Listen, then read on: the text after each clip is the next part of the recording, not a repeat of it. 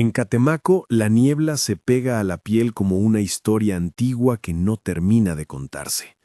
Viene de la laguna y se enreda en los techos de palma, se cuela por los portales y deja un sabor húmedo en la lengua. Humedad, humo de leña y plantas medicinales que alguien seca sobre una viga. Dicen que cuando cae la noche, las campanas parecen medir el tiempo entre lo visible y lo que es mejor no mirar, que los rumores se vuelven más densos que el propio aire. Traigo 3 relatos que circulan allí, entre la venta de artesanías y el murmullo de los lancheros. Cuentos de curanderas que saben demasiado, de brujas que cumplen deseos a un precio y de nahuales que aparecen con patas en la tierra mojada. Los escuché en noches largas junto al fuego, los recogí al pie de casas que crujen como barcos y me los repiten con una mezcla de orgullo y miedo. Son relatos del pueblo, apenas eso, leyendas, testimonios populares. No los presentamos como hechos comprobados, sino como sombras que la gente siente cuando la niebla baja. La primera historia que quiero contarles ocurre en una casita de palma que mira la laguna como quien espera a alguien que no llega.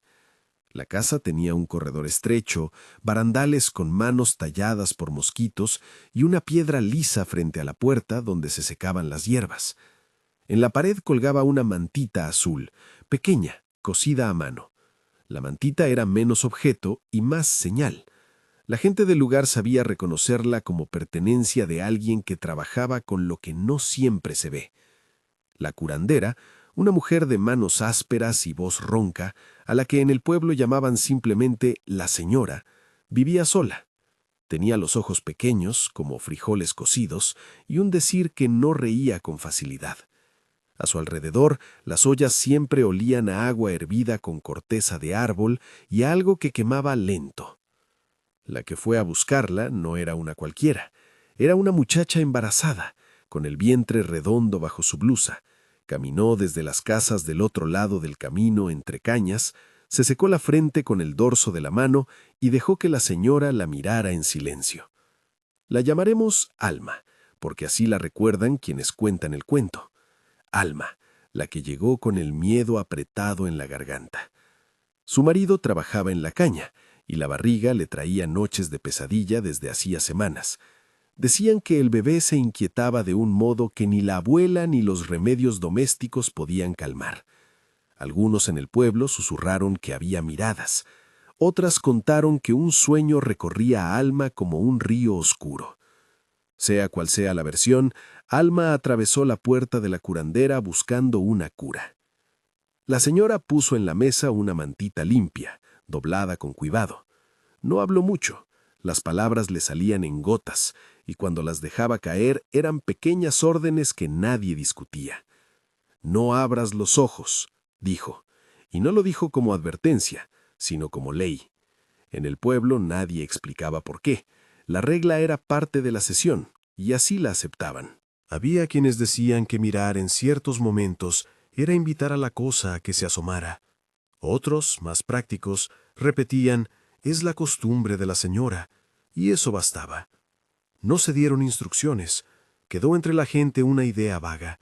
Respetar la regla es respetar la línea que separa la cura de la deuda. La noche del ritual, las sombras estaban pegadas al suelo. La mujer fue ubicada en el centro de la habitación.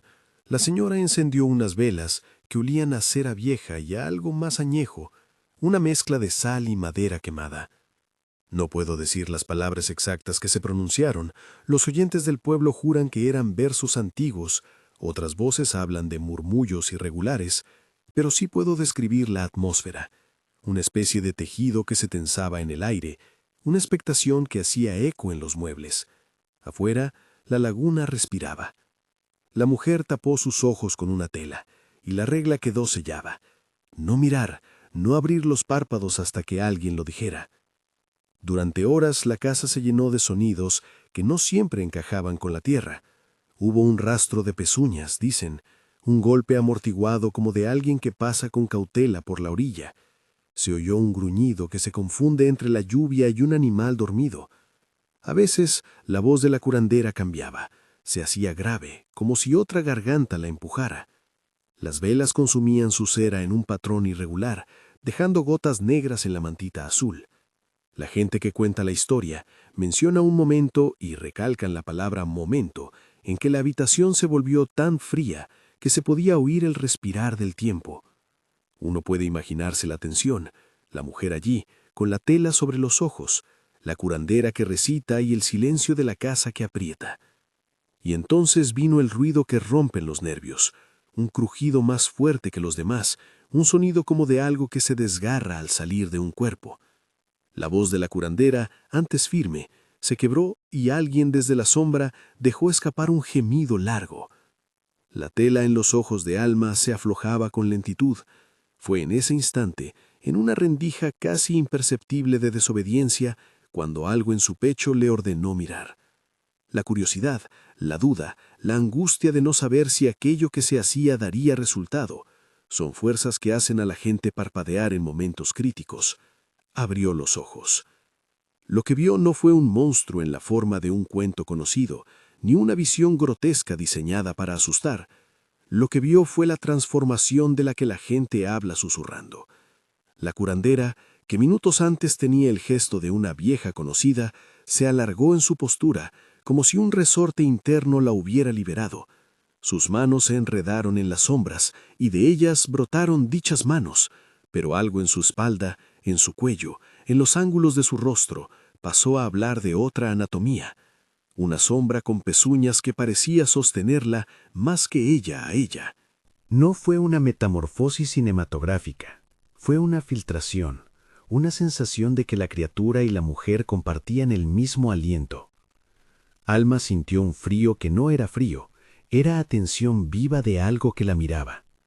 No hubo gritos exagerados, sino una claridad terrible, como si la verdad se hubiera mostrado con la luz de una lámpara y la voluntad de huir. Huyó, corrió con la bata abierta, los pies golpeando el suelo de tierra, y la mantita azul quedó detrás, con manchas que la gente no se atreve a describir del todo. Las palabras se encogen frente a lo que tiene textura humana, y no es solo eso. Afuera, la laguna recibió los pasos con un silencio antiguo. La gente del barrio la encontró a la mañana siguiente temblando, con marcas en la espalda que parecían dibujos de asadón o de pezuña. Las marcas eran regulares y por su forma invitaron a más preguntas que respuestas. Alma tuvo al bebé semanas después y en una primera mirada que nadie pudo explicar, el recién nacido también mostró esas señas en la piel, diminutas, como el rastro de un animal al pasar. No era igual a las marcas de la madre, pero guardaba una correspondencia que los vecinos interpretaron como una cláusula del precio. Aquello que toca, se queda. La casa de la curandera quedó vacía después de ese acontecimiento. Dicen que se la vio menos en las plazas, que las sillas de su porche crujían sin que nadie las ocupara. La mantita azul, aquella que había sostenido la noche, se dejó en la mesa, manchada y fría, y con el paso del tiempo se volvió objeto de historias. Un niño la robó una vez, según cuentan, y la devolvió en secreto porque juró que al cargarla sintió el peso de manos que no eran buenas ni malas del todo. La gente deja los objetos de la curandera en su sitio, por respeto o por miedo, y cuando llueve la mantita parece absorber la humedad y las historias al mismo tiempo. No quiero insistir en interpretaciones. Hay quienes creen que la curandera ayudó de verdad y que la marca fue un sello de protección.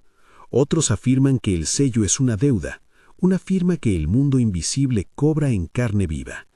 En el pueblo, ambas versiones se pronuncian con la misma convicción en la voz, porque la ambivalencia forma parte del clima. Aquí lo que cura y lo que daña puede compartir la misma olla.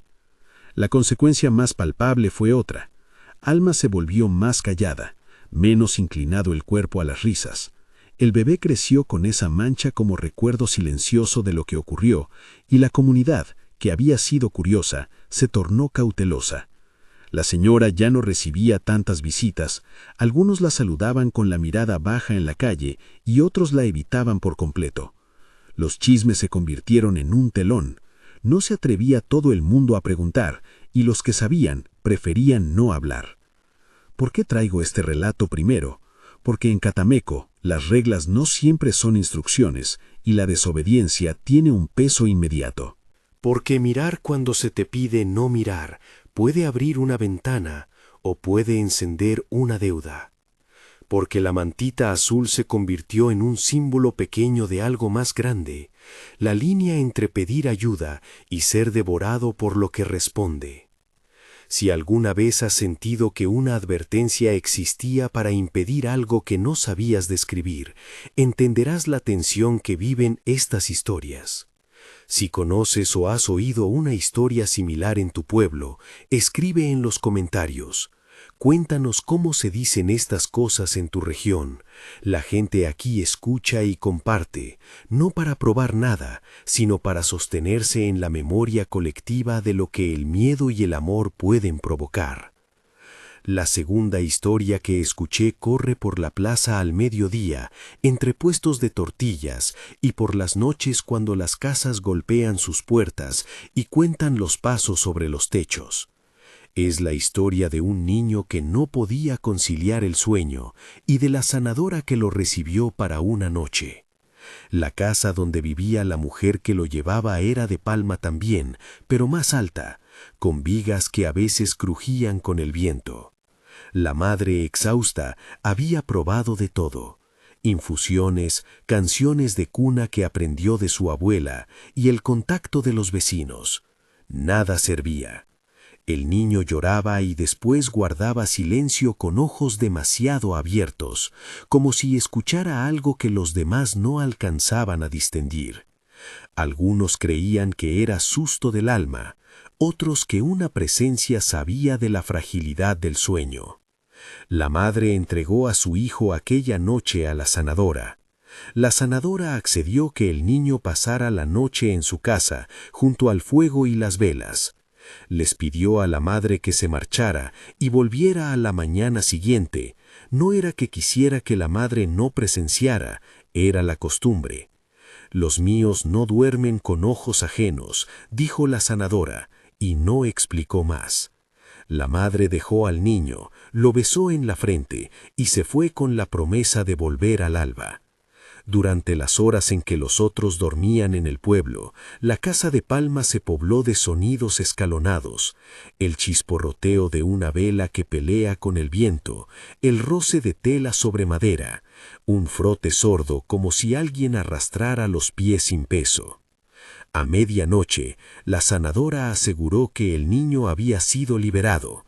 Apostó la palabra con una voz seca, la clase de voz que a veces trae certidumbre y otras engaña.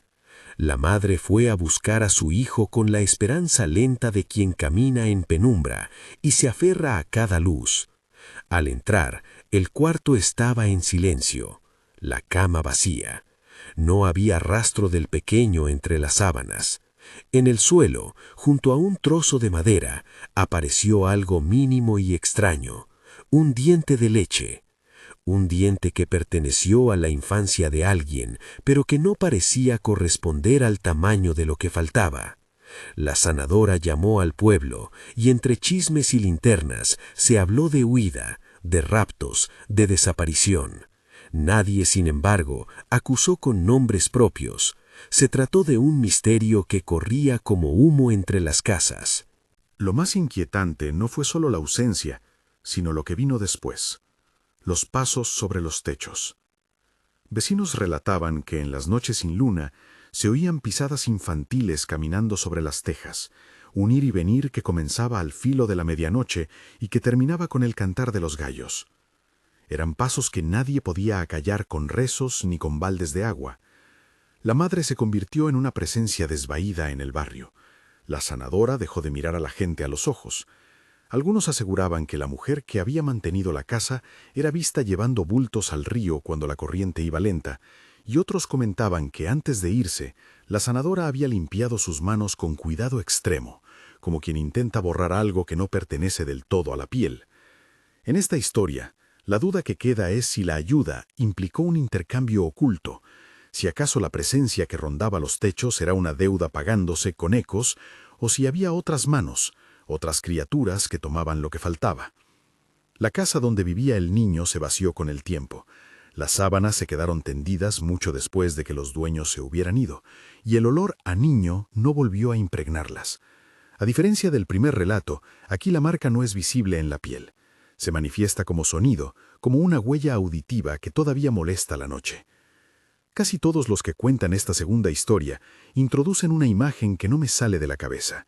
La silueta de un niño que pasa por encima de las tejas, ligero, sin alterar la gravilla, y los vecinos que miran desde sus puertas con la sensación de que alguien los observa desde la misma altura del tejado. En algunos relatos, el niño, o lo que se cree que es él, baja hacia la laguna y permanece un rato, como si esperara a alguien. ¿Qué esperaba? ¿A quién llaman los pasos nocturnos? La pregunta se alimenta de la niebla y no tiene prisa por resolverse. Entre la primera y la segunda historia hay una cuerda invisible que no es casual. En ambas aparece la idea de entrega de lo más frágil, un bebé, un niño, a manos que dicen ayudar. En Catameco existe una trama común de confianza y recelo. La gente acude a quienes conocen remedios que la medicina no nombra, pero esa confianza es costosa. En estos relatos el precio se muestra de maneras distintas, en marcas que quedan en la piel, en sonidos que no cesan, en objetos que aparecen donde no deben. Lo que uno pide no siempre se devuelve en la forma esperada. Mientras la segunda historia se espesa, se despliegan pequeños detalles que el público local añade como quien aclara una receta, un olor a aceite que persiste en la ropa de la sanadora, un cordel enrollado que nadie sabe para qué sirve, y a veces una expresión en la cara de alguien que ha visto demasiado y elige callar. La transmisión de estos relatos mantiene su fuerza en la repetición. Cada vez que alguien cuenta la versión, añade un matiz, un gesto, un sonido, que hace que la leyenda se renueve y siga presente. Y aún así, en la plaza, mientras las tortillas se voltean en la plancha y los niños juegan alrededor, aparece otra referencia que conecta los relatos con algo más antiguo, el pozo del pueblo. El pozo no es un personaje aquí, pero sí un símbolo que la gente nombra con reverencia y temor. Dicen que ciertas monedas lanzadas al agua no se pierden sin más, que algo debajo, algo que no pertenece al mundo de las tarjetas o de las facturas, escucha demandas y a veces responde. En otros relatos es el punto donde se cruzan deseos con cuentas, la rendija donde la niebla parece meterse y volver con voz. Mientras las velas de la sanadora se consumían, mientras los pasos sobre los techos marcaban la noche como una partitura inquietante, la idea del pozo empezaba a colarse en la conversación de la plaza como una nota más en una canción vieja. Y es ahí, cerca del agua y del rumor, donde comienza el siguiente hilo, el que habla de Mateo y de lo que un niño puede pedir a la oscuridad para traer de vuelta a alguien que ya no respira. Pero antes de seguir por ese camino, hay que entender que, no obstante lo que se escuche, las historias siguen siendo relatos que circulan en voz baja, no pruebas, sino coincidencias que el viento agrupa. En el pueblo, algunos asienten cuando se menciona el pozo, otros giran la cara, como quien evita una imagen incómoda. Los más viejos callan y miran al horizonte con ojos que han aprendido a leer la niebla. Yo los escuché a todos y aprendí que en Catamaco las palabras no solo cuentan lo que pasó, sino que sostienen a la comunidad frente a lo que no entienden. La línea entre explicación y superstición es delgada, pero en esos contornos se mueven las historias, alimentándose unas de otras, haciendo que la noche pese de manera distinta. La noche se prolongó en mi memoria cuando me fui de la plaza. Llevaba conmigo el relato de la mantita azul y el de los pasos sobre el techo, y en el camino la laguna brillaba como un espejo roto. Sabía que la historia de Mateo estaba a la vuelta de la esquina, en la voz de un señor que vendía totopos y sabía recitar fechas en voz baja. Pero había algo más, la sensación de que en Catamaco pedir es siempre una forma de abrir una cuenta que alguien, de uno u otro modo, terminará cobrando. Aquella idea no era solo moral, era una advertencia que los relatos repetían con cariño y con recelo. Y así, mientras la lluvia comenzaba a pintar rayas en los charcos, hay un silencio que se instala. Un silencio que no significa ausencia de hechos, sino la tregua entre historias.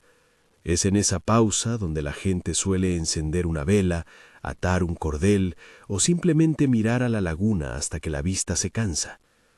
La historia de Mateo espera, como muchas cosas en Catamaco, envuelta en niebla, lista para salir cuando uno se atreva a lanzar una moneda. Mateo estaba allí, junto al puesto de totopos donde el hombre de la voz baja contaba fechas como si meramente enunciara el tiempo. Lo recuerdo porque tenía las manos ásperas, con la palma marcada por los surcos del trabajo y de la memoria. Las colocaba sobre la caja de madera como quien sostiene algo frágil y espera que no se rompa. A Mateo lo conocía desde chico, bajito, con rodillas siempre un poco raspadas, la camisa siempre medio remendada en el codo. Vivía con su abuelo desde que la casa quedó vacía de otras voces. El abuelo le había enseñado a atar cabos de caña, a pescar con la paciencia de quien escucha el río más que quien lo mira. La pérdida de aquel hombre, su abuelo, su compañero de silencios, fue lo que movió a Mateo hasta el borde del pozo una tarde en que la lluvia no era más que una promesa oscura en el cielo. No fue un deseo narrado con palabras solemnes ni con la arrogancia de quien exige al mundo lo que no le pertenece. Mateo guardó una moneda en la mano, la frotó con el pulgar hasta que el metal perdió brillo y la lanzó al hueco húmedo con la costumbre de tantos que habían pedido a la nada algo que su corazón exigía. Dicen que en Catamaco hay gente que habla del pozo como quien habla de una vieja tía, con respeto, con miedo, con la certeza parcial de que algo ahí escucha y a veces contesta. Mateo solo quiso que el abuelo volviera a sentarse en la cocina con ese silbido que le salía al soplar la sopa, que volviera a mirar las nubes como si fueran mapas. Era un deseo simple, humano, no pedía riquezas ni venganza, pedía tiempo. La moneda golpeó el agua y no hizo más ruido que lo que cabe en una moneda. Pero la laguna y los pozos de Catamaco, según cuentan, guardan tiempos distintos. Algo bajo la superficie recoge ecos y promesas, y con la misma voz que una madre calma a un hijo, puede responder. A la noche siguiente el abuelo apareció.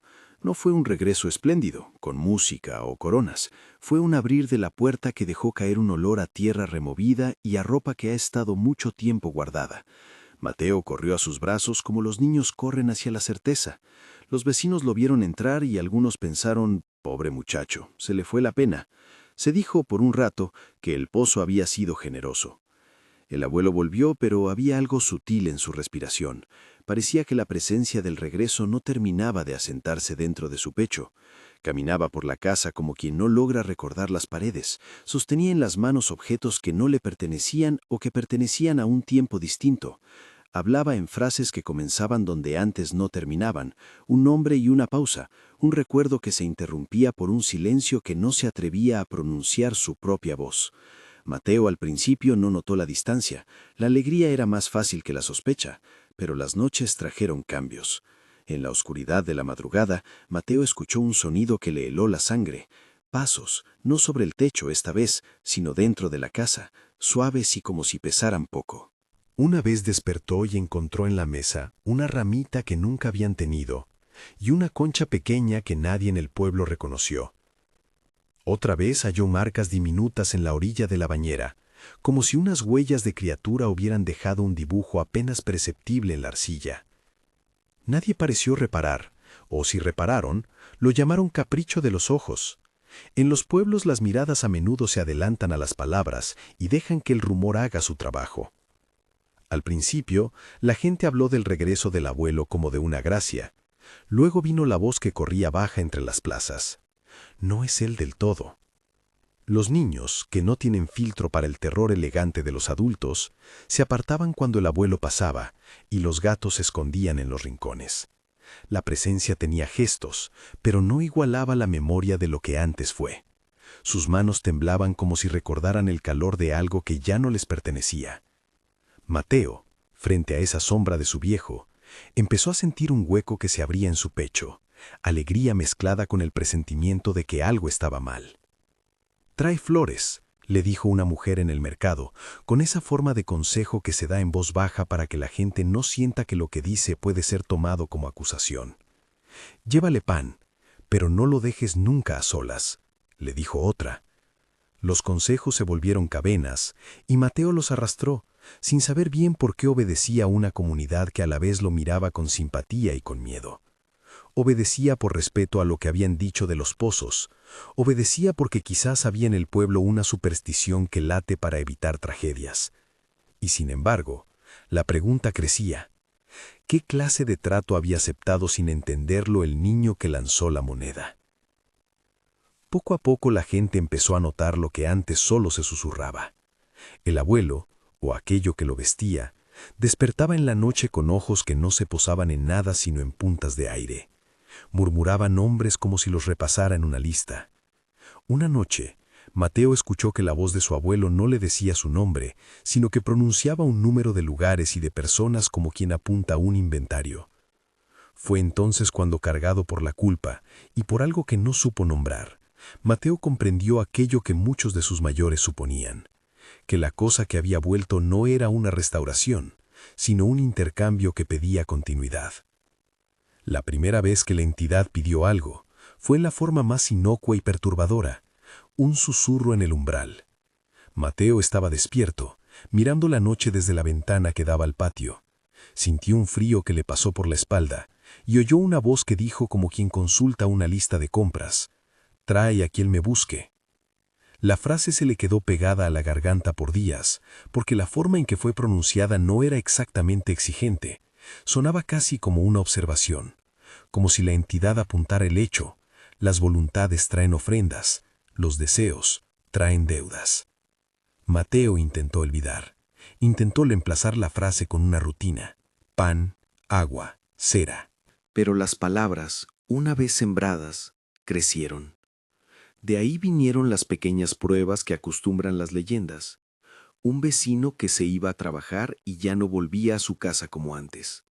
Una mujer que dejó de oír el llanto de su bebé. Un grupo de chicos que escucharon ruidos y corrieron.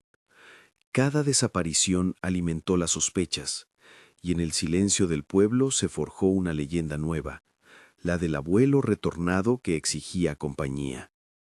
Pero la gente no gritó acusaciones ni prendió antorchas. El respeto y el miedo se mezclaron en el gesto de cruzarse de acera cuando la casa de Mateo quedaba a la vista. Había quienes afirmaban que el pozo no toma por gusto, sino por lógica. El que pide no recibe sin que algo sea dejado a cambio. No era venganza, era contabilidad. Mateo sintió cómo lo jalaban dos fuerzas: la fidelidad al abuelo, que lo había criado a golpes de ternura y de paciencia, y la repulsión ante la idea de que ese abuelo fuera la puerta a otras pérdidas. Muchas noches el niño se despertaba con la idea de devolver la moneda, de echarla otra vez al agua y pedir que todo lo que había recuperado se fuera para siempre. Pero cada vez que la idea aparecía, el peso de la culpa lo frenaba. ¿Y si el gesto le arrebataba al abuelo para siempre? ¿Y si lo condenaba a un final sin memoria? Es una duda humana, desesperada, que no entiende que a veces lo que se gana no puede simplemente renunciarse sin un costo mayor. La presión creció hasta que una madrugada se rasgó el velo. El abuelo, o su semblante, se llevó a otra persona del pueblo, un joven pescador que había ido a la orilla a buscar redes y no regresó. La noticia corrió como pólvora mojada. Primero las preguntas, después la certeza. La familia del pescador vino con la rabia que da el desconcierto y cruzó el umbral de la casa de Mateo como quien cruza un límite que no se puede evitar. Hablaron sin acusaciones claras. Ofrecieron palabras cortantes, recuerdos, nombres.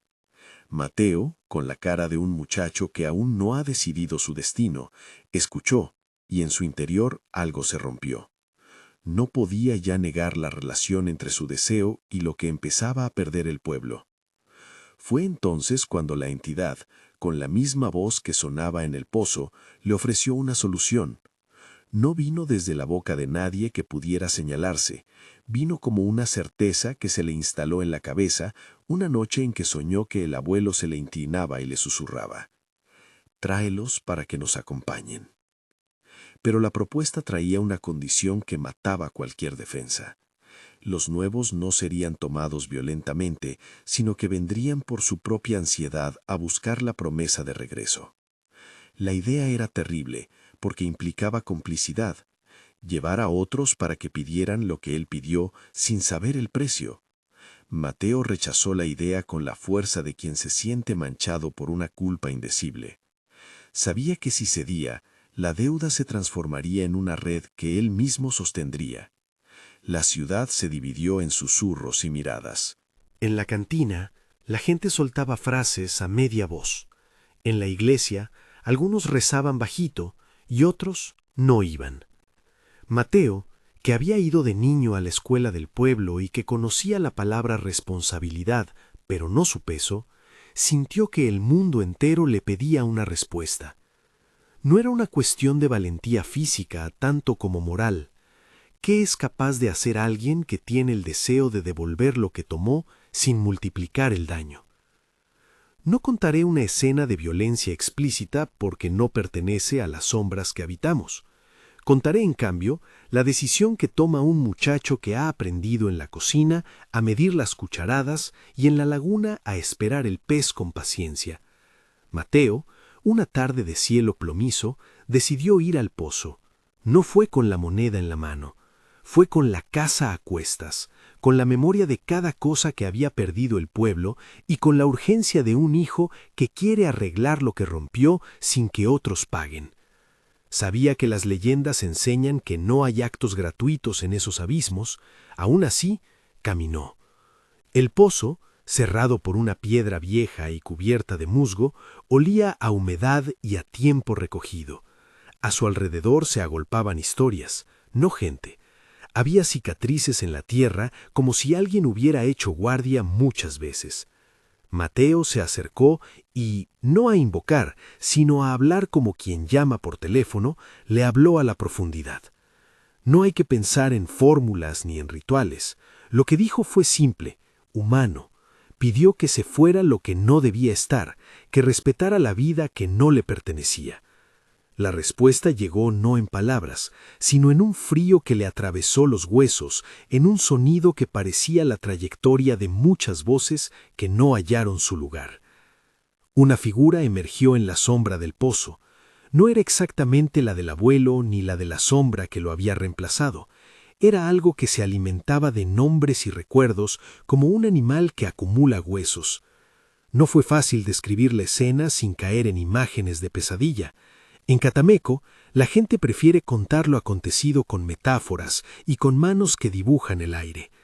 Lo que sí puedo decir es que Mateo comprendió una vez más cuál era el precio: dejar una parte de sí mismo en ese abismo, no en trozos de carne, no en sangre, sino en memorias y en la calidez de su infancia. Cuando la entidad pidió lo que exigía, Mateo entendió que la única forma de reparar la cuenta no era traer víctimas nuevas, sino ofrecerse a sí mismo como garantía de que el intercambio terminaría con él y no con otros. Fue un acto de entrega que pareció más cercano al sacrificio de un joven que a la heroicidad cinematográfica. Fue un acto triste, íntimo, en el que Mateo sintió cómo la risa de su abuelo, y por ende el recuerdo que lo alimentaba, debía ser liberada del impuesto que la criatura llevaba. Desde la orilla del pozo, Mateo dejó que su voz se hiciera pequeña y contara historias que le pertenecían a él solo. Anécdotas tontas del abuelo, la vez que se equivocaron de camino y encontraron un nido de garzas, la receta de un pan que nadie más conocía. Al relatar esas cosas, Mateo notó que algo en la presencia se suavizaba. Era como si la entidad se alimentara de lo que la gente llamaba vida, y al dársela en un modo voluntario, Mateo devolvía el saldo. Fue una transacción amarga pero escogida. Él cambió su recuerdo por la libertad ajena. La monstruosidad no quería destruir por el mero placer de hacerlo. Quería completar una cuenta que los deseos humanos habían abierto. Cuando la mañana vino, la casa tenía de nuevo la sombra del abuelo, y el pueblo respiró con cierto alivio. El pescador apareció en la orilla de su río como quien regresa sin saber del todo dónde estuvo. Las calles recobraron un pulso que había estado interrumpido. Mateo volvió a su casa sin el brillo de antes. Había en su rostro una palidez que no fue enfermedad, sino huella. Sus ojos guardaban la distancia de alguien que había dejado algo detrás para que otros pudieran seguir. No quedó una marca visible, no hubo cicatrices como las de Alma, ni pasos incesantes sobre el techo. Pero el que conocía a Mateo notó que su risa se había hecho más pequeña, que el calor de su abrazo no pegaba tan fuerte como antes. Había pagado, según dicen, pero a cambio de algo que la gente no podía exhibir sin quebrar: la memoria de un muchacho. Algunos en el pueblo calificaron el hecho como heroísmo, otros murmuraron que había una deuda nueva, que la criatura, no sin razón, aceptaría otra vez un pago cuando la gente olvidara. En testimonios que andan en la plaza, se dice que el pozo, satisfecho por un tiempo, volvió a respirar como siempre lo hace, profundo y lento. La niebla, esa que en Catamaco envuelve los techos y las voluntades, se petrificó un poco menos feroz en las mañanas siguientes. No obstante, la sensación de que los deseos necesitan revisarse quedó marcada en las conversaciones. La gente volvió a ser cauta con lo que pedía, como quien mira una factura antes de firmarla. Este relato de Mateo se enlaza con los anteriores, no tanto por los hechos concretos como por la lección que bordea cada uno. Las ayudas que la gente busca suelen venir de manos en las que hay confianza y peligro a la vez. En la primera historia, la curandera ofreció una solución que dejó una marca visible. En la segunda, la sanadora pareció liberar al niño, mientras el pueblo ganó algo que se escuchaba, no que se veía. En la tercera, el pozo devolvió cosas a un precio que transformó al joven que lo impulsó. Todas ellas muestran la complejidad de pedir y recibir en un lugar donde lo invisible y lo cotidiano se superponen. Catamaco, en estos relatos, no es solo un pueblo, es un espacio donde el intercambio entre el deseo humano y lo desconocido se vuelve palpable, con consecuencias que duran más que la noche. No pretendo con esta narración dar respuestas. Más bien quiero dejar un tejido de imágenes. La mantita azul con gotas negras. Los pasos infantiles que van y vienen sobre el tejado. La moneda que cae y trae de vuelta una ausencia con un costo. Los relatos se sostienen con lo que la gente decide recordar y transmitir. Por eso la ambivalencia moral de las curanderas y sanadoras se mantiene. No son demonios ni santas, son personas cuya dimensión pública las expone y cuya capacidad de actuar frente a lo inexplicable las vuelve figuras ambiguas, necesarias y peligrosas a la vez. La comunidad de Catameco las mira con la mezcla de gratitud y sospecha que nacen cuando la vida cotidiana y lo sobrenatural se entrelazan. Al cerrar este hilo de historias, quedan algunos fragmentos que no se resuelven. La mantita azul que ningún vecino osa poner en su canasta, los sonidos sobre los techos que a veces vuelven en noches sin luna, la costumbre de lanzar monedas que algunos ya rehúsan a la ligera.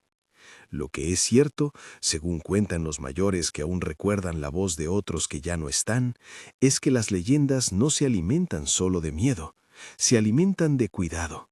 Cuidar, en este contexto, significa observar límites, significa decir con voz clara las cosas que uno no quiere perder, y significa, sobre todo, respetar la línea que en muchos relatos aparece como la frontera entre cura y consumo. Si en algún momento de su vida sienten la curiosidad de saber más, háganlo con la prudencia con la que se enciende una vela en una sala en la que no se conocen todos los nombres. Pregunten. Conversen, pregunten de nuevo, pero nunca con la intención de provocar lo que no comprenden ni para satisfacer una curiosidad que puede abrir puertas. Estas historias que les conté son relatos del pueblo, son ecos de noches largas y manos que se apresuran a contar lo ocurrido para que la memoria no deje de existir. No busquen en ellas manuales ni pruebas, busquen, si quieren, una advertencia, la de medir bien lo que se pide. Catameco permanece en la niebla, con su laguna que respira, con sus casas de palma que crujen como viejos barcos y con gente que vive entre el rumor y la certeza frágil. Allí las brujas no siempre son lo que las canciones imaginan, los curanderos no siempre son salvadores absolutos y los nahuales pueden ser tanto guardianes como sombras que acaban por reclamar lo que les toca. Cada relato que escuché y que les traje hoy muestra esa ambivalencia. La región respira historias que enseñan a ser cautelosos sin renunciar al consuelo que la comunidad ofrece. Al despedirme de ustedes, quiero dejar una última imagen que resume, quizá, la lección más antigua. Una noche en que la lluvia tiñó de plata la laguna, un hombre mayor me dijo, con los ojos lejanos y la voz siempre cuidadosa, que en Catameco lo que menos se debe hacer es olvidar que las palabras importan. Si pides, me dijo, que sea con la conciencia de lo que aceptas devolver. Sus palabras pueden sonar sencillas, y quizá lo sean. Aún así, al caminar por el pueblo y escuchar las historias, uno comprende que la sencillez es la salvaguardia más difícil de mantener. Si estas leyendas han despertado en ti el recuerdo de alguna historia similar que se cuente en tu pueblo, compártela en los comentarios y contribuye a esta memoria compartida que nos ayuda a entender cómo se mueven el miedo y el cariño en los lugares que guardan secretos.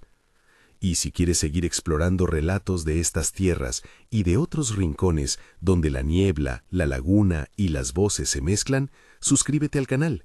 Hay más historias esperando a ser contadas, siempre con respeto, siempre como leyendas que la gente se repite para no perder lo que sabe y para no experimentar lo que es mejor dejar intacto.